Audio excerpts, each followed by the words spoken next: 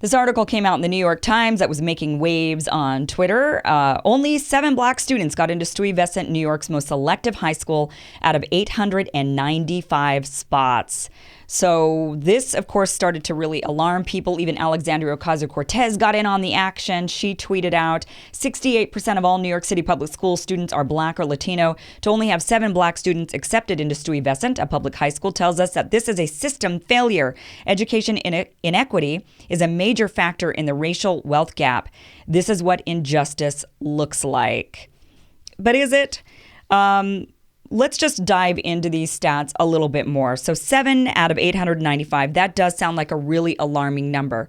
And the number has been shrinking. Last year it was 13. Last year it was 10, and the year before it was 13 that were admitted. But here's the thing. 74% of the students at Stuyvesant are Asian American. And in fact, out of all of the elite public schools, because New York works on a 2-tiered system, what they've got is a public school system with 600 public schools. And then they've got, for high school, you can test into these elite high schools the same way you would test into college. So you take an exam, and it's kind of an all or nothing exam like ACTs or SATs. And whoever does really well can test into one of these handful of really elite schools, Stuyvesant being the most elite out of these schools. And out of these, 60% of the student body out of these elite schools are Asian Americans. So what is really going on here? And by the way, it even says in this article that many of those students, the majority of them, are low-income Asian Americans. So this is not about wealthy Asians out testing blacks and Latinos who are poor, who don't have the resources. These Asian American kids had the same resources. They had the same crap schools, the same crap teachers, the same broken system. And yet a huge chunk, a disproportionate chunk, were able to test into these high schools. Now, Bill de Blasio, the mayor of New York City, he's had some plans. He says, well, maybe we can even it out by taking the top students from all of the middle schools rather than just the top students who test. Maybe we should just, say the top 5 students from each of the middle schools gets to go into these elite schools. But the problem with that is the studies show that would actually eliminate half of the current Asian American students. They would not be able to go to these elite schools. This is a real problem. Now, I myself, as an Asian American, I can tell you that there's not enough advocacy from the Asian American groups. You rarely see Asian American advocates, right? You don't see very much activism going on inside of the Asian American group. There's a couple of reasons for this, if we're going to be just quite frank. First of all, Asian Americans largely, when they vote, if they vote, which is not often, the percentage is low, they're not very political. When they do, it's often Republican. So Democrats don't care about Republican Asian American kids. And that's just part of the truth of it, is that it's easy to kind of say, you know what, you guys are aligned with white conservative America, and so we're going to advocate for the people that are with us, and you're not. That is one of the real issues that's going on. Secondly, there's a group of Asian American students who are suing Harvard. They've been at this for a while. They feel like they're being discriminated against because Harvard started to say that they were going to take a more holistic approach to admission, which is looking at the whole of the student rather than just their test scores and academics. And that, by and large, was discriminating to Asian American students who were then unable to get into the schools based on their test scores and their academics. And some of the admissions, it was showing that they were saying that these Asian students had lacking in personality.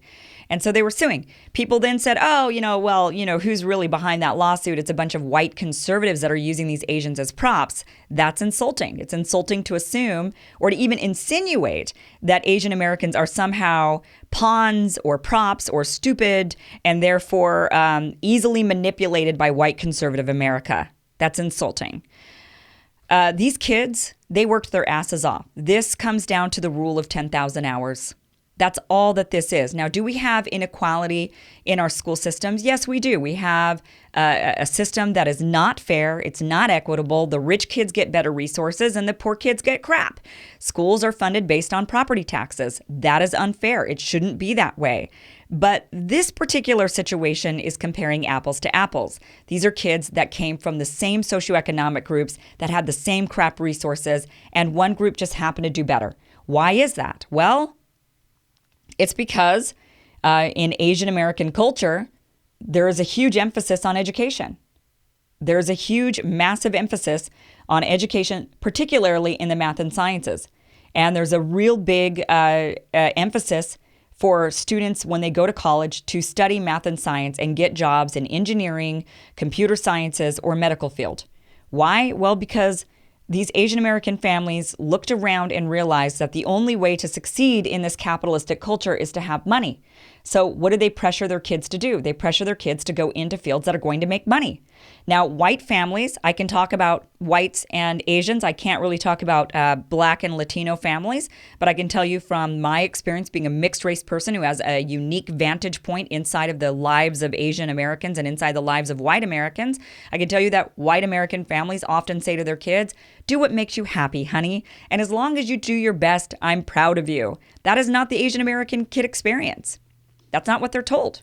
Oftentimes, Asian American kids are told, why can't you be more like that neighbor kid who got an A? Why can't you be more like that kid, your cousin who's going off to medical school? Why can't you be more like so-and-so? There's a lot of shame and a lot of comparison in Asian American families. So these kids work their asses off. It's the rule of 10,000 hours. Some kids, they put more effort into sports. They put more effort into music. They put more effort into dance or whatever it is. But Asian American kids largely put their effort into academics. And they study extra. It's not just what they're learning in class. They're going home after school and they're studying their asses off. And on weekends, instead of going and playing with their friends, they're studying their asses off. And because of it, they excel. It comes out in the test scores. So it's really unfair to then look at these kids like Alexandria Ocasio-Cortez did, which I'm disappointed in, or others on social media, other leaders, and they point at this and they say, well, look, all of you kids are getting in. The system must be broken. That is insulting to say to these kids who've worked their asses off. And it's especially insulting when these kids are dealing with oftentimes shame and comparisons at home. And they're pressured to work really, really hard. And I don't want to paint it like it's an abusive relationship or anything like that. It's cultural.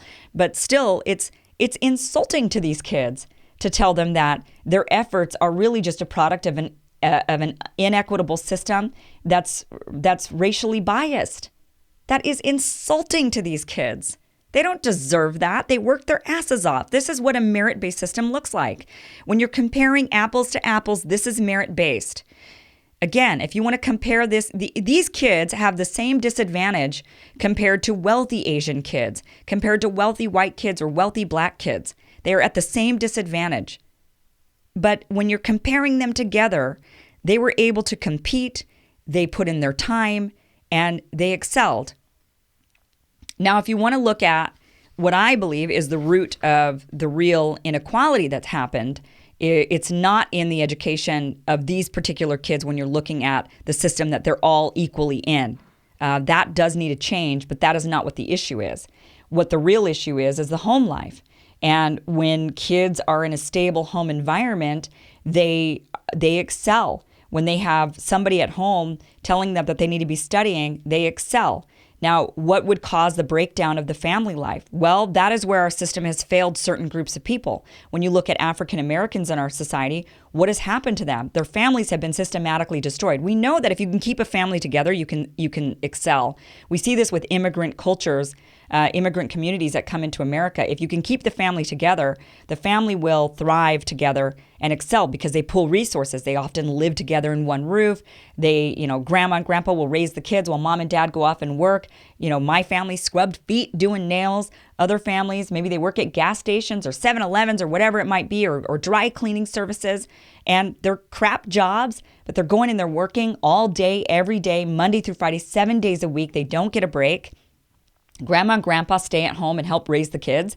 And the kids have experienced a stable home life. Black families, that was not the case.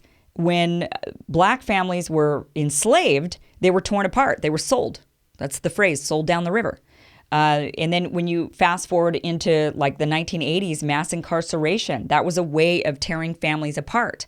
So when you tear families apart, you can break up communities and keep them poor. It's a strategy that is used to keep people poor. We see this also with Hispanics. What's happening to them? Well, deportation. What do? If you deport dad, then mommy kids can stay, but they all of a sudden go from maybe being poor to be extremely poor. You know, if you can break families up, you can keep people poor. Breaking families up has been the single most, that has been the single thing in my mind that has really been detrimental to various communities. It's the breaking up of the family. And the way to fix that is to implement systems to correct that somehow, to say, okay, we're going to give you resources because your family isn't together. We're going to try to give you some resources so that we can make up for that. So, for example, childcare, high quality childcare that you don't have to pay for. And that is going to be for before work and after, before school and after school and preschool and infant nursery care. We're going to give you that. We're going to make sure also that your kids have free college education so that you can push them and say, look, here's the way out. This is the way out of poverty, which is what immigrant Americans know. They will scrub feet so that their kids don't have to. They will scrub feet so that their kids can work on math and science and go off to college and become engineers and then make $500,000 and no longer be impoverished. That is why Asian Americans have been out earning whites these days. And it's because of that mentality. It was like, we're going to scrub feet or we're working at the gas station and we're going to do this all day, every day, 7 days a week so that you can have a better chance. And they instill this in their kids. They don't say to their kids, do what makes you happy, be well-rounded. They say, no, I'm sacrificing so that you have a better shot and you better do it because this is the only way out. They know that from looking at this capitalistic system. But they were able also to do it because the family unit was largely able to stay intact. One thing about Asian Americans is that we largely came over together as families. So rather than one trickling in or another trickling in, it was largely groups coming in together and being able to remain together. Like I said, Hispanics have had a different experience because we're often deporting half of them back, right? We say, okay, well, mom can stay with a couple of the kids, but one kid and the dad have got to go, because they don't qualify or whatever. That is a way to impoverish people, to keep people poor.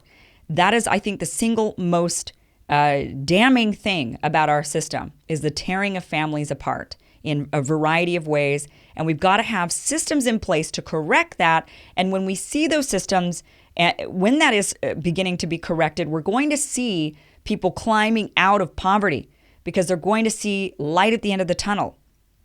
Look, mom might never be able to do anything other than a crappy job. She might be cleaning houses until the day, until she's too old to do it. But it might not help her climb out of poverty, but it helps the next generation climb out of poverty because the next generation can focus when mom knows, look, I'm going to be cleaning houses all day, every day so that I can make rent. And if she has a living wage, then it's a lot easier for her to do. She doesn't have to work 2 jobs, 80 hours a week. She can work 1 job, 40 hours a week so that she can at least be home and telling her kids, hey, you need to study, you need to get it together. And when she's got high quality childcare and when she knows that she can send her kid off to college and she's not going to go broke, then these are the systems that need to be implemented in order to raise people up out of poverty, rather than pointing at the school system and saying, in this particular case, and saying, look, this is a broken system, this is the problem, we need to fix this, we need to make sure that there's equality in the results. That's not going to make a fair and equitable society. What we need to do is focus. And this is why I champion progressive policies, because I believe that these progressive policies are going to be the key to getting people out of poverty. I really believe that having universal education and universal health care and universal nursery care and preschool care, that these are and living wages, that these are the things that are going to really break the cycle and get people out of their poverty. And get people seeing a light at the end of the tunnel and knowing that maybe they themselves will not have the best life, that they won't be rich, that they won't be living in a middle-class home, but their kids can have that shot. And that's what we got to work for. That's the system that we need to fix.